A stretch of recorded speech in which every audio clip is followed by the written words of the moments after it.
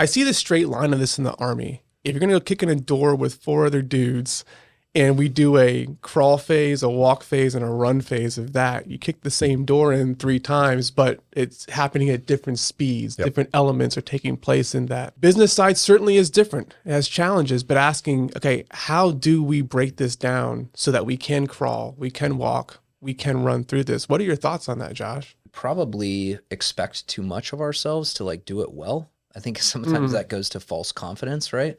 Or maybe our arrogance or pride, but we don't break it down to a crawl stage because I'm awesome. I'm an entrepreneur. I'm going to knock this out of the park, you know? You see this business plan? And so like, look, like you mentioned, we were talking about last night, why 3 million, why not 30 million? I've been around folks that say, why not 30? Why not 300? Why not 3 billion? Let's get, and so I do think that, look, but there are some necessary steps in order to get to 30 million. You got to hit 3 million first, right? So sometimes we get too excited maybe to test. I don't know if it just, we miss that, but I think of that no difference with this podcast, right? We're going to test the audio beforehand to make sure that it works. So we don't record the whole thing only to find out, oh, I wish the audio would have worked the whole time, you know? I mean, we could have run through this twice already like this without even recording just to see how the content was going to flow. You know, there's an aspect of like, we probably don't give credibility to the time and the value because it feels not fast, right? And look, in the military, everyone, at least for me, I don't know for you, I hated rehearsals. It's like, oh my gosh, they're so boring. And just like, you're having to wait. It's not until you've gone through them multiple times and you understand the value. Now there's a rehearsal process that I think can be efficient and one that may not be. I had a commander one time that would say, don't rush to failure. And that always like sticks in the back of my brain because we just almost like have, especially in the entrepreneurial mindset, it's like, if I'm not moving fast, I'm dying, you know? So like fast, running, gunning. There's a time where that you can really overextend yourself. You can outrun your logistics trains. You can, you know, we've heard plenty of stories and in ourselves have been in scenarios where like, wow, we just moved too fast. We didn't plan accordingly, you know, for that. And a lot of that I think would have gone back like, well, did you run through some rehearsals of how this would have, you know, just think through what this goes, dedicating that time and energy. It's no different than leadership development. We talk about it a lot, but seldom do we actually spend time truly developing leaders, you know? It's easy to push aside, right? That's not the fun stuff. It's not the sexy stuff to talk about rehearsals. You know, if we were like high school basketball players and I just show up for the games, like why would I practice? Like everyone would say that you're insane. Every parent on there would be like, no, you don't get to play in the games because you didn't show up to practice. Like we do the same thing with all of our kids is no, you practice 3 times more than you play. And that's not even to be elite. That's just for you to be decent at what you do and beat the other teams. You want to be elite. What is that ratio? 99-1, 95-5. Like we talked about earlier, that 95% planning, 5% actual execution. That's a 20-1 breakdown or 19-1 breakdown. It's crazy to me that when you get into the business realm, we look at it differently of, okay, like I got the business plan here. So I've planned, like I'm set up and I'm ready to go. Now, why would I do a soft launch? Why would I put product out there to see what people think about it? Like the plan's good. Like, let's just go spend some money on this and let's go.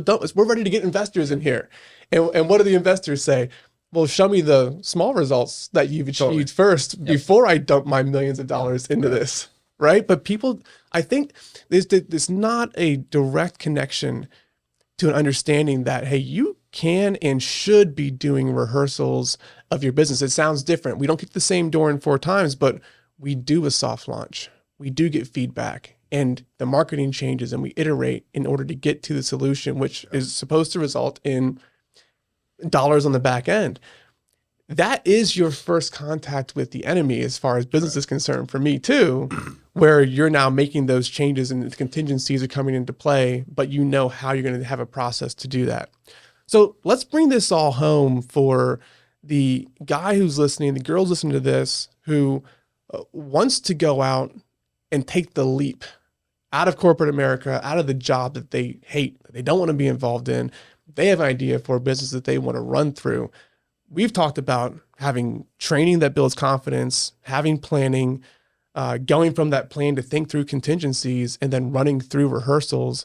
Like, Josh, give me your synopsis of all this, speaking directly to that individual of how they should be thinking about where they're at and where they want to be based off how the military has trained you, and you've seen this play out in your own businesses. Yeah. So I think that this is the crossover challenge between emulating our experience in the military and the business world, because in the military, there's always a really good problem, and solving that problem is relatively easy. The entrepreneurial world, we have great ideas. We often fall in love with our ideas, and we become our worst enemy. And I had a great professor in business school that used the reference, wear the diapers. And he talked about this idea of this group that made adult diapers, and he was consulting for them. And he asked them, who here has ever worn any of these, and nobody's worn them, And he said, how do you know if people like these? Have you ever? And so what he made the group do is wear the diapers, these adult diapers, for a day. And what they quickly realized, and this went in line with customer feedback, is one, it's embarrassing as an adult to wear a diaper. Two, it's very uncomfortable. And so when you go in through the user design phase, you want to design something that actually fits the person's problem, right? And so I think that in a lot of our training across the board in the military, we were very clear on what the problem was, and we were very clear on how we could solve it. And there's like 250 years of experience, or maybe history of warfare, right, that's behind it. In the business world, and you're entrepreneurial, you're trying to come up with something to solve a new problem with your unique resources that you meet this unique customer need, And I think more often than not, where I have not, and where I learned quickly, is that I'm not spending enough time. It goes back to like basic project management. 70% of all projects fail because they didn't understand the problem, or they didn't have adequate executive support. So I think that parlays well into this idea that if you're going to make that launch, just because you have a great idea doesn't mean that the customer is going to think it's a great idea. And I think if it goes back to that training, preparation, et cetera, like you can go out there and go gather customer feedback before you really commit a massive amount of time, effort, money, energy into something. So like, is this really a problem? Is the solution you're proposing actually going to be something that they want? I think that between like what I experienced in the military and where I found difficulties in doing this on the entrepreneurial side is indeed just that, because again, it was very clear what the problem was, very clear the solution, right? It goes back to those 2 KPIs. In the entrepreneurial side of the house, you're trying to come up usually with something new. And so, another part of that too, I think, is just like everybody wants to come up with some really cool new idea about something, when sometimes the easiest solution, the most simple and clear solution, is one that people have missed. But it's because we're all trying to come up with this next greatest hype thing that's amazing, right? When it's like, no, actually, this was the problem, is the customers didn't like A, B, or C. And you're thinking, like, that's it? That's all that it was, And so I maybe that is somewhat connects to the training piece, but that's what I think about. If I was to encourage somebody that was looking to really launch, I would say, 1, do it, make the leap. But 2, as you make that leap, be well prepared and plan for, I've gone through a lot of that marketing focus to understand what's the goal, what's the strategy, the tactics that I want to use. And I really, really want to understand what this problem is that the customer has, and then how I am going to truly help solve it. And you and I were talking about that earlier today too, because the quicker as I come up with a web page that I can help them come up and solve that problem, the quicker they're going to buy, right? Where you and I were talking about is, no, what we'll do is we'll create this awesome web page with like 50 links to all these things about us and our story that we think is important. The whole time it's like, that's not what the customer really needs to know. It's easy to get distracted, So I think, back to that problem is understand the problem.